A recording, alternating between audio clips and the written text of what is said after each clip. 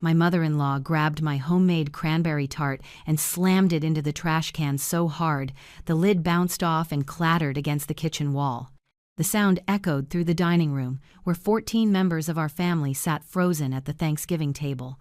She turned back to face everyone, wiping her hands on her apron like she'd just handled something contaminated. "She can't even cook, how can she raise kids?" Veronica announced, her voice carrying that special tone she reserved for her most cutting observations. The ones she pretended were just honest concerns. My husband Derek just kept cutting his turkey, the knife scraping against the china plate in a steady rhythm. He didn't look up. He didn't say a word. His shoulders tensed, but he kept sawing at that piece of meat like his life depended on it. That's when my 9-year-old daughter Hazel stood up from the kids' table, clutching her tablet like a weapon. Her small face was calm, but I recognized the determined set of her jaw, the same expression she'd worn when she corrected her teacher about a math problem in front of the whole class. "Grandma Veronica," Hazel said, her voice clear and steady. "Should I show everyone the video of you at the store last night?" Every fork froze mid-air. Derek's knife finally stopped moving. His brother Nate had a spoonful of mashed potatoes halfway to his mouth, suspended in space like a cartoon.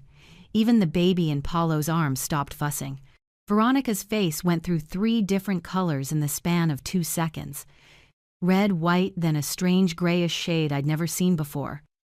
"What video, dear?" "I don't know what you're talking about." "The one from Wegmans parking lot," Hazel continued, her finger hovering over the tablet screen. "When Dad took us for ice cream after my recital, you were there with Mr. Garrett from your book club." The silence in that dining room was so complete, I could hear the grandfather clock ticking in the hallway.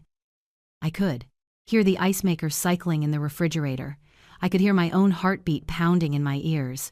Let me back up and tell you who we all are, because you need to understand what made this moment so explosive. I'm Sienna, 34 years old, and I teach 4th grade at Riverside Elementary. I've been married to Derek for 11 years, and in all that time, I've never once seen him stand up to his mother. Derek is 36, works as a software engineer, and has perfected the art of avoiding conflict by simply pretending it doesn't exist. Our daughter Hazel is 9 going on 40. She reads 3 grades above her level and notices everything. Everything. Our son Milo is 6, sweet as honey, and still believes his grandmother hung the moon despite how she treats me. Then there's Veronica herself, 62 years old, retired bank manager, president of 3 different community organizations, and the unofficial queen of making everyone feel small.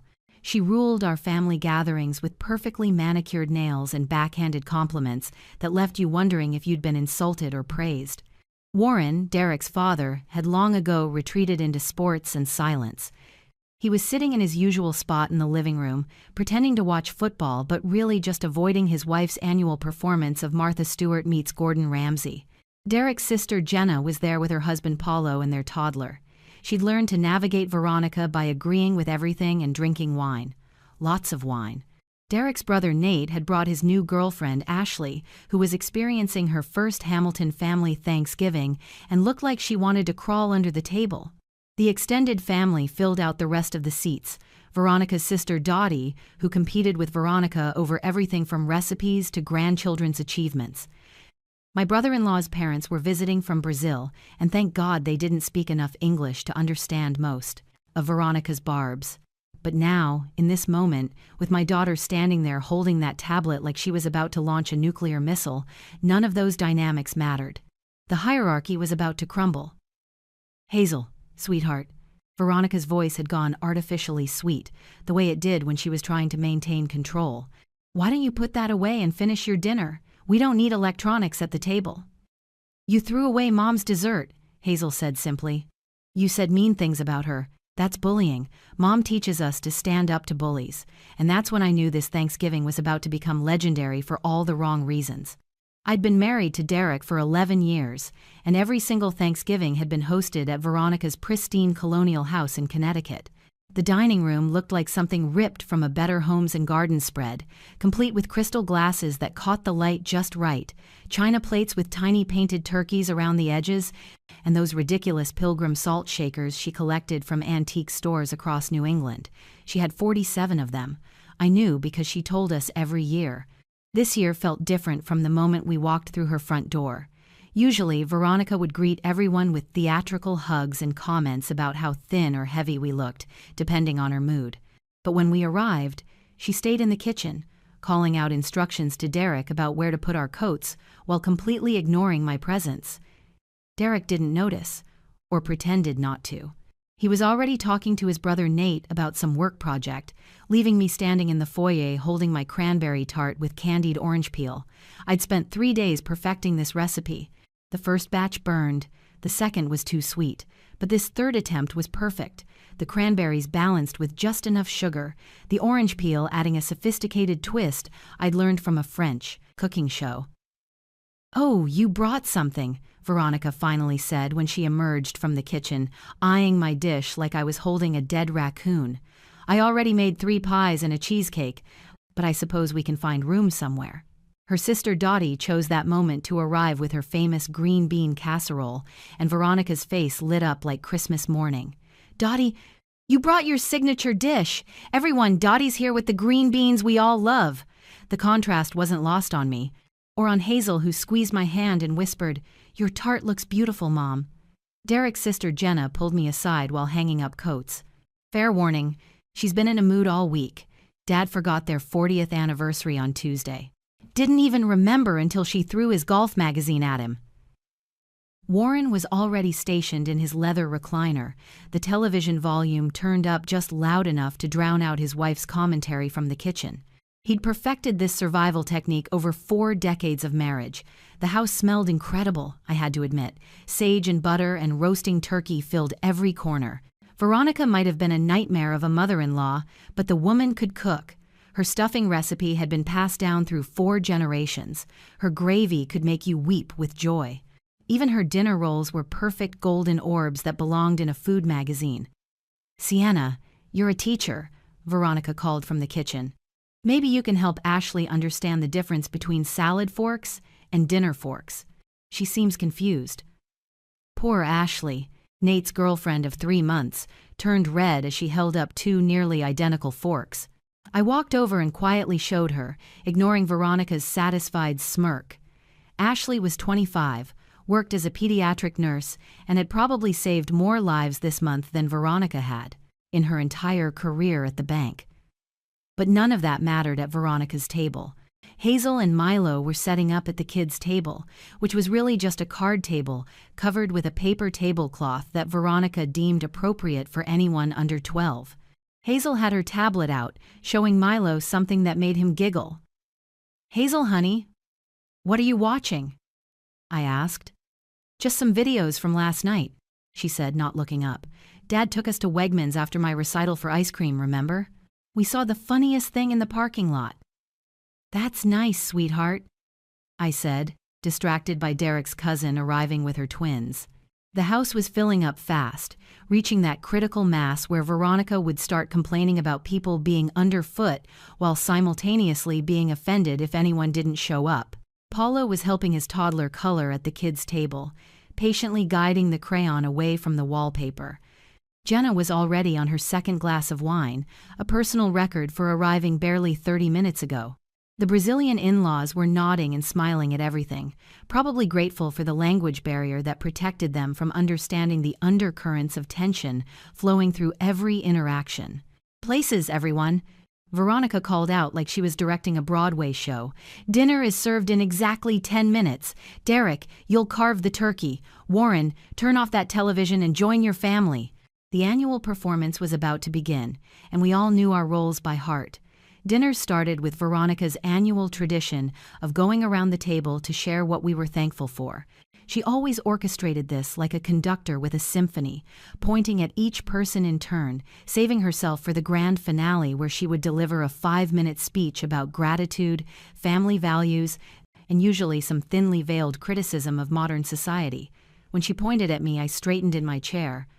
"I'm thankful that my principal nominated me for Teacher of the Year. It's such an honor to be recognized for the work I do with my students."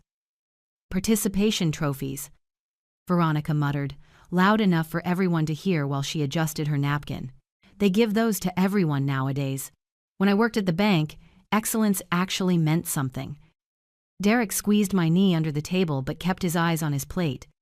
His signature move when his mother drew blood. "I think it's wonderful," Dottie interjected, surprising me. "Teaching is such important work. Anyone can babysit children," Veronica shot back. "It takes real skill to manage million-dollar accounts." The tension ratcheted up another notch. Jenna poured herself more wine. Paulo started cutting his toddler's turkey into impossibly small pieces. Even Warren looked uncomfortable, clearing his throat in that way that meant he wanted everyone to stop talking. When the main course was finished, I stood to help clear plates and bring out dessert. Veronica had arranged her 3 pies and cheesecake on the sideboard like they were precious artifacts. I placed my cranberry tart with candied orange peel right beside them, the deep red color actually complementing her display beautifully. "Oh, Sienna." Veronica actually laughed, a sharp sound like breaking glass. "Bless your heart. You really think anyone wants to eat that after my homemade pies? This isn't one of your school bake sales where parents have to pretend everything tastes good. I'd like to try Mom's tart," Milo said softly from the kids' table, his voice brave but small. "Of course you would, sweetheart," Veronica said, her tone dripping with false sympathy. "Children don't know any better. They'll eat anything if you put enough sugar in it. That's why childhood obesity is such a problem. Parents who don't know how to cook properly just dump sugar on everything and call it dessert." My face burned. Ashley looked at her plate. Nate shifted. Uncomfortably, the Brazilian in-laws whispered to each other in Portuguese. That's when Veronica did it. She stood up, walked over to the sideboard, and picked up my cranberry tart. The whole glass dish, the one that belonged to my grandmother, the one I'd carefully transported in a special carrier. She carried it into the kitchen, her heels clicking on the hardwood floor like a countdown to disaster. The crash was tremendous. She hadn't just thrown it away. She'd slammed it into her stainless steel trash can with such force that the lid bounced off and hit the wall, leaving a small dent. The glass dish shattered. "This is why I do the cooking," she announced, returning to the dining room while wiping her hands on a dish towel. "She can't even cook a proper dessert. How can she raise kids?" "Derek, your children are getting participation trophies just like their mother. No standards anymore. They probably eat McDonald's 3 nights a week." "That's not true." The words exploded out of me before I could stop them. "Isn't it?" Veronica's eyes glittered dangerously. "When was the last time you made a proper roast? Can you even make gravy without a packet? Do your children know what vegetables taste like when they're not covered in cheese?" The room went silent, except for the grandfather clock ticking in the hallway. Jenna's mouth hung open. Paulo had stopped cutting the turkey entirely. Even Warren had turned from the doorway where he'd been trying to escape back to his recliner. "Mom, that's enough," Derek finally said, but his voice was weak, barely a whisper. "Is it?" Veronica shot back, her voice rising. "Someone needs to say it. Your wife spends all day playing school teacher while your children eat takeout and frozen dinners. I see the pizza boxes in your trash when I visit. I know Hazel does her homework at the kitchen table covered in fast food wrappers." That was a lie, a complete fabrication. We ordered pizza once a week, on Fridays, as a family tradition. I cooked every other night real meals with vegetables and proteins and whole grains, but I couldn't speak. The words were stuck in my throat, trapped behind years of swallowing Veronica's poison. "Let's just finish dinner," Derek said quietly, his hand on my arm, holding me in place when every cell in my body wanted to run. I was about to stand up and leave when Hazel pushed back her chair from the kids' table. The metal legs scraped against the floor with a sound that made everyone turn. She'd been silent through the entire dinner, but I recognized that look on her face. It was the same expression she'd worn before winning the school spelling bee, the same one when she'd corrected her principal about a historical fact during an assembly. My daughter was about to do something significant. "Grandma Veronica," she said, her voice steady and clear, cutting through the dining room like a blade. "Remember when we saw you at Wegmans last night?" Veronica's face changed instantly. The smugness vanished, replaced by something I'd never seen before: uncertainty. "I wasn't at Wegmans last night, dear. You must be confused." "No, I'm not confused," Hazel said, taking 3 steps toward the main table, her tablet held confidently in her small hands. "Dad took us for ice cream after my recital. Mint chocolate chip for me, strawberry for Milo. We parked right next to the cart return, and you were 3 spaces over. The specificity of her details made everyone lean in. Even Derek looked up from his plate, confusion written across his face. "You were with someone," Hazel continued, her voice gaining strength. "Mr. Garrett from your book club, the one with the silver hair who drives the blue BMW." The color drained from Veronica's face so fast I thought she might faint. Her hand went to her pearl necklace, fingers wrapping around the strands like they were a lifeline. "Hazel, dear, you must be mistaken," Veronica said, but her voice cracked on the last word. "I'm not mistaken," Hazel said simply. "You were putting shopping bags in his car. There were flowers, yellow roses, the kind you always say are too expensive, and wine bottles. The good kind from the top shelf that you only buy for special occasions." Warren stood up from his recliner in the living room. The leather creaked as he rose, and his footsteps were heavy as he walked to the doorway. "You said you were at Bridge Club last night, Veronica." "I was," Veronica snapped, but her voice had gone shrill. "I went to Bridge Club after I stopped at the store. Bridge Club ends at 8, Dottie said slowly, like she was working out a math problem. "The store closes at 11. I know because I tried to go there last week after book club and they were closing." Hazel turned her tablet toward the table.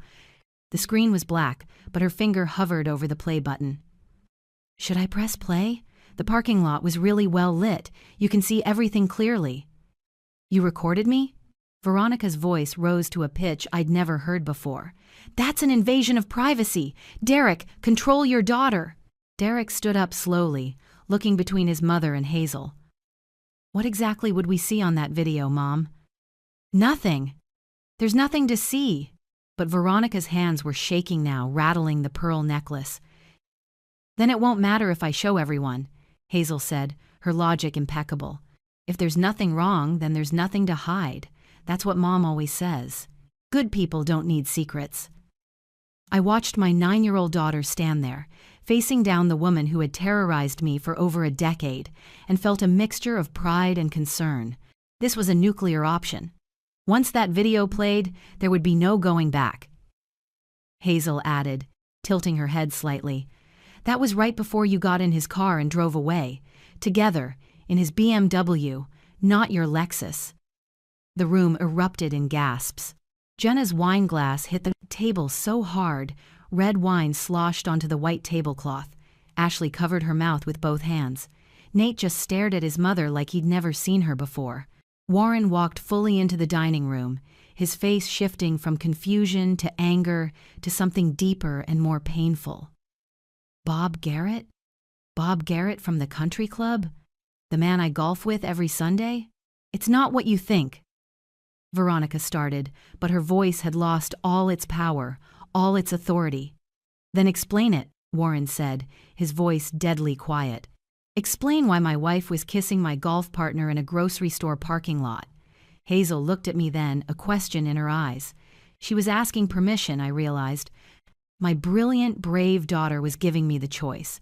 I could stop this, tell her to put the tablet away, keep the family peace, or I could let her finish what she'd started.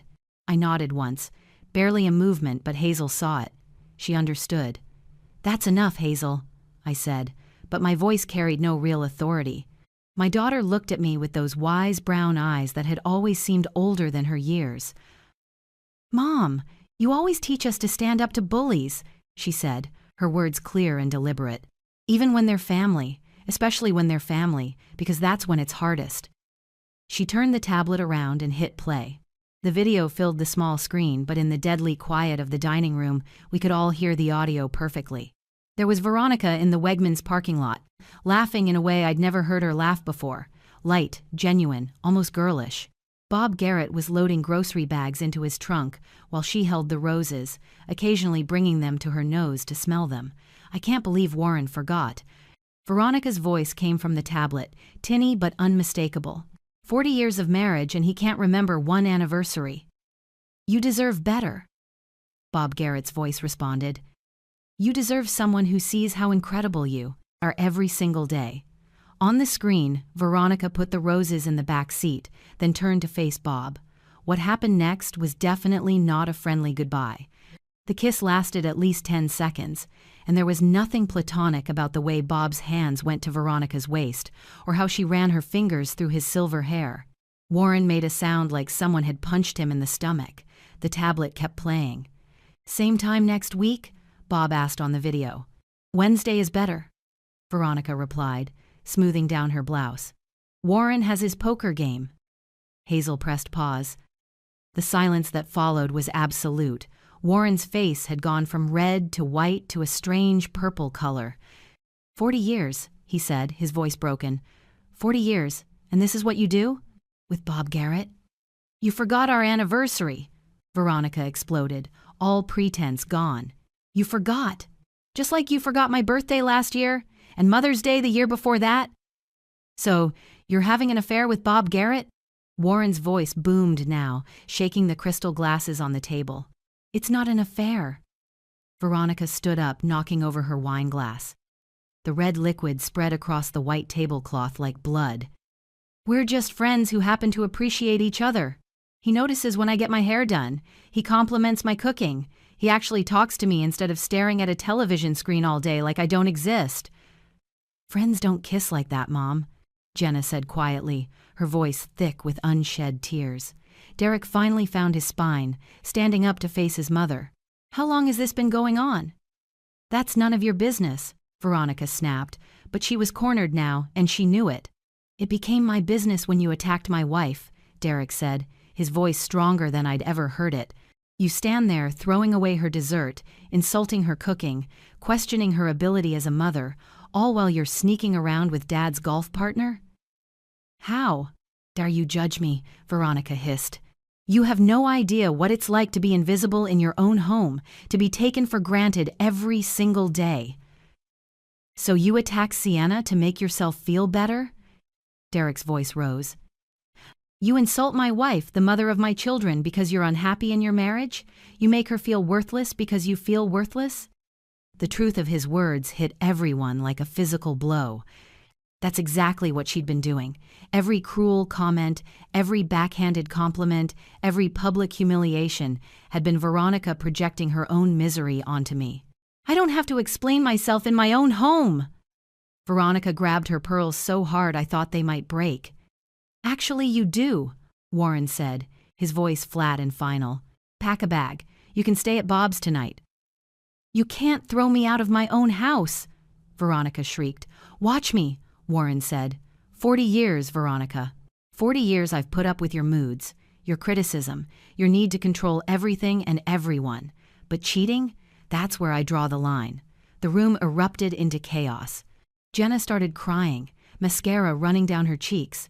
Paulo picked up their toddler and took him outside, away from the shouting. Nate was on his phone, probably texting his siblings who hadn't come. Ashley looked like she wanted to dissolve into the floor. Dottie stood up and walked over to her sister. Veronica, you need to leave, now, before this gets worse. It can't get worse, Veronica screamed. That child just destroyed my marriage. No, Mom, Derek said firmly. You destroyed your marriage. Hazel just showed us who you really are. We left shortly after that explosion. Derek carried sleeping Milo to the car while I held Hazel's hand, her small fingers intertwined with mine as we walked through the November cold. The other family members were still inside, voices raised, picking sides, assigning blame. We didn't need to be part of that. We'd already played our role in this Thanksgiving disaster. In the car, Hazel broke the silence first. Did I do the right thing, Mom? I turned to look at my daughter, really look at her. She wasn't seeking validation or praise. She genuinely wanted to know if she'd made the right moral choice. That's who Hazel was, someone who thought deeply about right and wrong, even at 9 years old. You stood up for me when no one else would, I said carefully. That took incredible courage. But Grandma's secrets weren't really ours to tell. Sometimes doing the right thing and doing the kind thing aren't the same.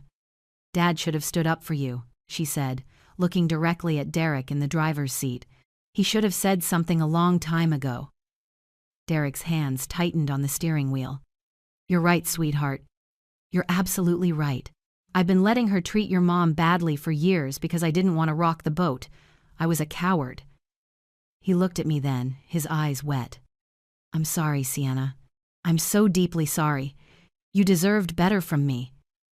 You deserved a husband who would protect you, defend you, make you feel valued. Instead, I sat there like a fool, cutting my turkey while my mother abused you. It wasn't your job to save me, I said, though part of me had been waiting 11 years to hear those words. Yes, it was, Derek said firmly. When I married you, I promised to put you first. I broke that promise every single time I stayed silent. We drove home through empty streets, everyone else still at their own family gatherings, probably having normal Thanksgiving arguments about politics or football, not watching marriages implode over grocery store parking lot videos. The next morning, Derek was up before dawn. I found him in the kitchen with my recipe card, the one for cranberry tart with candied orange peel. He had cranberries simmering on the stove, orange peels candying in sugar syrup, and 3 failed tart shells in the trash. "What are you doing?" I asked. "Making it right," he said, "or trying to. I called Mom and told her she's not welcome at Christmas unless she apologizes to you. Really apologizes, not that fake thing she does where she says she's sorry you feel that way. And your dad? He's staying with Nate. They're filing for separation, apparently. But here's the crazy part. Dad says he's almost relieved. He told me he'd been miserable for years but didn't know how to leave. He's 71 and talking about taking cooking classes and joining a hiking club." Hazel came downstairs in her unicorn pajamas, her tablet nowhere in sight. "Mom, I deleted the video. Nobody else needs to see it. I only kept it long enough to make sure Grandma couldn't say we were lying." I hugged her tight, breathing in her strawberry shampoo smell. "When did you become so wise?" "I learned from you," she said simply. "You always stay calm, even when people are mean. But sometimes, staying calm isn't enough. Sometimes you need to show people the truth, even if it hurts." 3 weeks later, my phone rang. Veronica's name on the caller ID made my stomach clench. I almost didn't answer, but curiosity won. "I need your cranberry tart recipe," she said without preamble. "No hello, no how are you, certainly no apology. Bob wants to try it. He loves cranberries." I could have been petty. I could have refused or given her the wrong measurements. Instead, I emailed her the recipe, the real one, with all my notes about temperature and timing, because that's what family does. We share what we have, even with the people who throw our offerings in the trash. But I also included a note: "Next Thanksgiving we're hosting. My house, my rules. You're welcome to come if you can be civil," she replied with just one word: fair. And for the first time in 11 years, it actually was fair. Derek and I grew stronger, no longer under Veronica's thumb. Hazel learned that standing up for what's right sometimes means revealing uncomfortable truths. And somewhere in Connecticut, a 62-year-old woman was starting over with a man who noticed her haircuts, while her husband of 40 years was learning to cook. Sometimes the most thankful thing you can be is free. If you enjoyed this story, please like this video and share it with someone who needs to hear that it's okay to stand up to family bullies. Comment below with your own Thanksgiving disaster stories. And don't forget to subscribe to our channel for more stories about families, truth, and finding the courage to speak up. Thank you for watching, and remember, you deserve to be treated with respect, especially by the people who claim to love you.